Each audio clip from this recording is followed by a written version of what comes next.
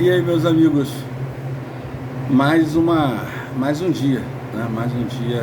Glorificamos a Deus por esse dia, porque a oportunidade de Deus nos confiar mais um dia, a gente deve sempre fazer de tudo para que esse dia seja o melhor, né? E já pedindo a Deus por vocês, que Deus possa estar guardando a vida de cada um de vocês, protegendo e livrando de todo mal, né, nesse dia tão maravilhoso que Deus nos concedeu, né? Não vou pedir mais uma vez de forma bem gentil, né, e graciosa, né, que você possa, sim, se você confiar, tem confiado aí no trabalho da gente, né, compartilhar o nosso link, né, para que as pessoas se inscrevam no nosso canal, seus amigos, parentes, familiares.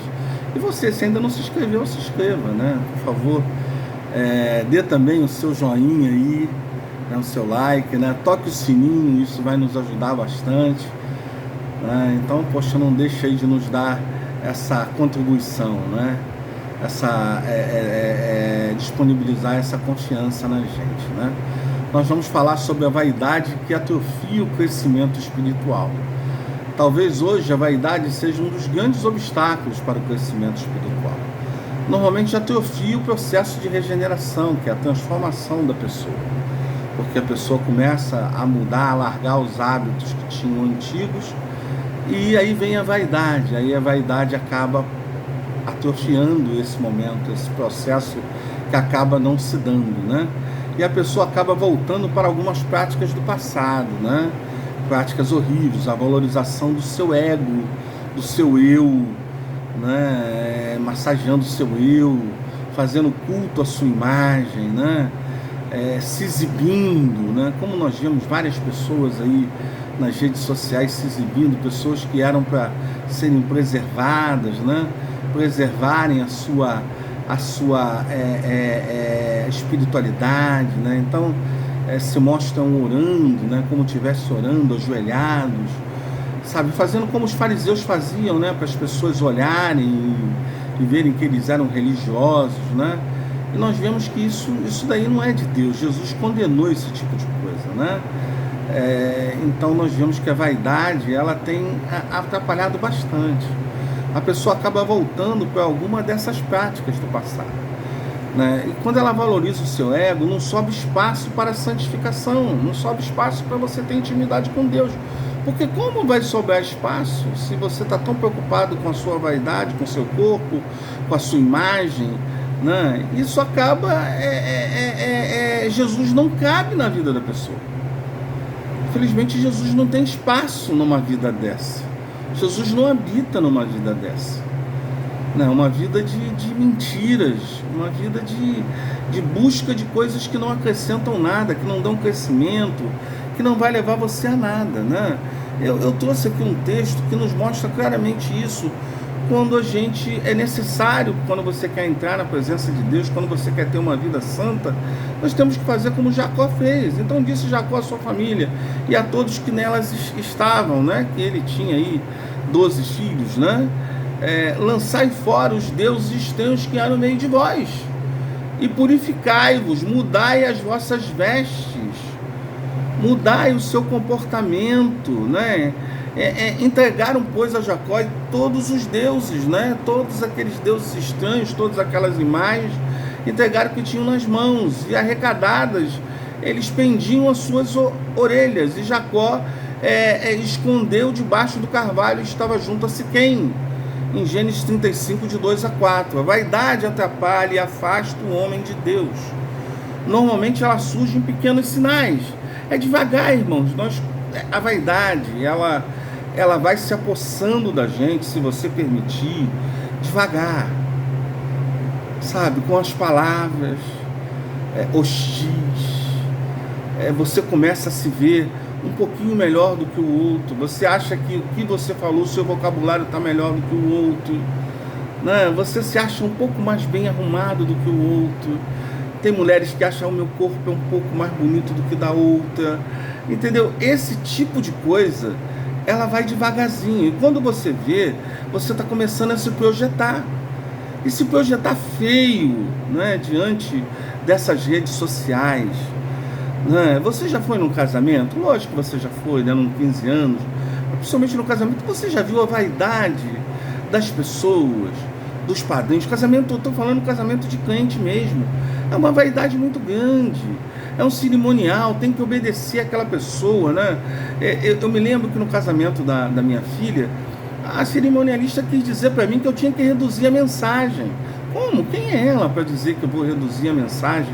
A cerimônia de casamento vai ser aquilo que Deus colocou no meu coração, no tempo que Deus quer que eu realize. Então veja a que ponto chegou a vaidade de querer ditar para você o que você vai falar e em que tempo você vai falar.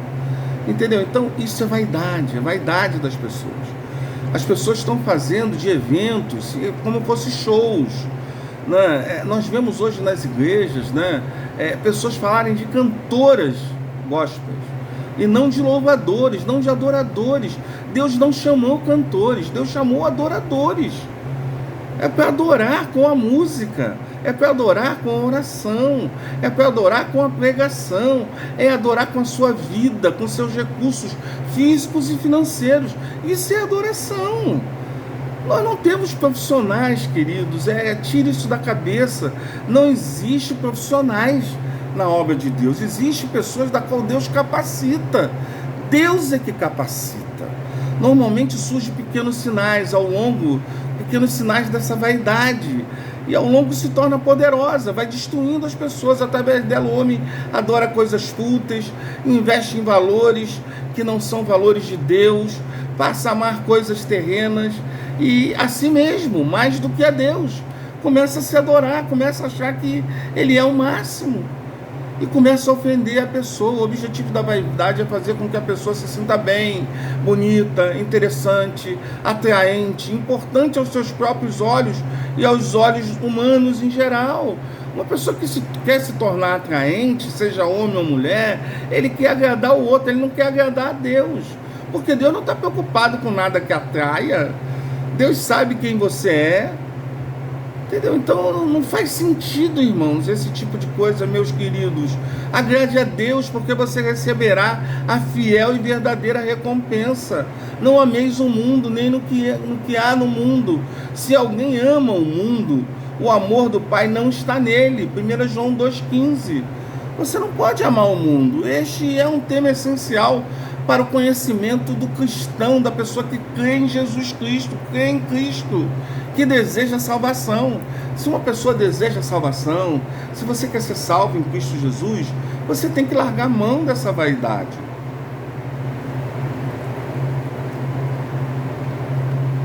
Hidratar um pouquinho, né? Precisa hidratar, né? Este é um tema essencial de conhecimento cristão. Repito para você. Você que crê em Jesus Cristo, você tem que pensar sobre isso. Quem subirá ao monte do Senhor, ou quem estará no seu lugar santo? Aquele que é limpo de mãos e puro de coração, e que não entrega a sua alma à vaidade. Salmos 24, 3 e 4. Versículo 3 e 4. Sabe, eu estou deixando alguns textos que você pode meditar, porque o povo de Deus às vezes é desprezado. Por que o povo de Deus às vezes é desprezado? Isaías 3,9. O povo de Deus não deve seguir costumes e cultura das nações. Ele não deve se associar com filhos dos estranhos, mas se manter em obediência à postura de Jesus. Pelo contrário, sofrerá o desprezo e passará a ser oprimido, como nós vemos vários. Que não é uma coisa nem outra, não consegue, é uma coisa estranha, porque não consegue nem ser do mundo e nem é de Cristo. Fica uma coisa grotesca e fica um deboche das pessoas, rindo, debochando daquele tipo de atitude. Deus irá julgar os anciãos, os pastores do seu povo, que consome a vinha, a igreja, e que tiram o direito do pobre, quando somente os que têm ouro e prata são vistos na igreja. Isso é uma palavra pastoral para mim e para todos os outros pastores, e principalmente para aqueles que agem dessa forma, que dão valor à vaidade, que estão preocupados com dinheiro, né? Tem alguns, são poucos, não são muitos pastores que são assim, mas tem pastores que têm essa atitude, que fazem acepção de pessoas, que não dão valor às pessoas humildes, que não fazem pelas pessoas humildes, que exploram a igreja, entendeu? Exploram os irmãos, tira o pelo das ovelhas e chega a alcançar a carne mesmo, para tirar mais pelo. Então tem pastores assim, são poucos, graças a Deus, em nome de Jesus. A maioria cuida do rebanho, se esforça, dá o seu máximo, né? Eu tenho muita dificuldade de ver pastor que não trata de pessoas, né? Deus colocou pessoas para serem tratadas por nós, do qual Deus ele faz a designação de ovelhas.